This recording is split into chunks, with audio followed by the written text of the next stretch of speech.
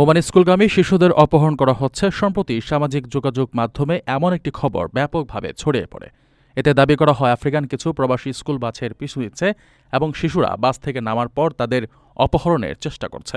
এমন পরিস্থিতিতে অভিভাবক ও স্কুল বাসের চালকদের সতর্ক থাকার পরামর্শ দেওয়া হয় ওই ভাইরাল হওয়া পোস্টে। তবে ওমানে রয়্যাল ওমান পুলিশ জানিয়েছে এই খবরের কোনো সত্যতা নেই এবং এটি সির্ফ গুজব।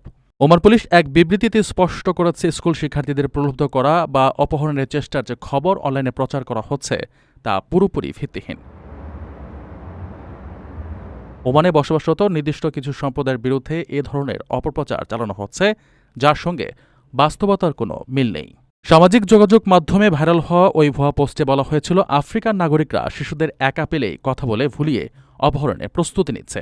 তাই প্রাপ্তবয়স্ক কেউ সঙ্গে না থাকলে শিশুদের বিষয়ে বাস চালকদের বাড়তি সতর্কতা অবলম্বন করতে বলা হয়েছিল। পাশাপাশি অভিভাবকদেরও শিশুদের বাইরে খেলতে যাওয়ার বিষয়ে নিষেধ করতে বলা হয়। ওই পোস্টের কারণেই মূলত প্রবাসী স্থানীয়দের মধ্যে ব্যাপক আতঙ্ক ছড়িয়ে পড়ে। এ বিষয়ে রয়্যাল ওমান পুলিশ সর্বসাধারণকে আশ্বস্ত করে জানিয়েছে, এমন কোনো ঘটনার সত্যতা অভিযোগ তাদের কাছে নেই। পাশাপাশি সাধারণ মানুষকে অনলাইনে এ ধরনের বিভ্রান্তিকর তথ্য ছড়ানো থেকে বিরত থাকার কঠোর আহ্বান জানিয়েছেন তারা।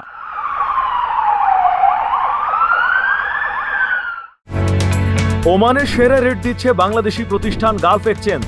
প্রিয়জনকে টাকা পাঠাতে আজই আসুন আমাদের যে কোনো ব্রাঞ্চে অথবা কল করুন স্ক্রিনে দেয়া নাম্বারে। গালফ এক্সচেঞ্জ, বাংলাদেশিদের প্রিয় এক্সচেঞ্জ।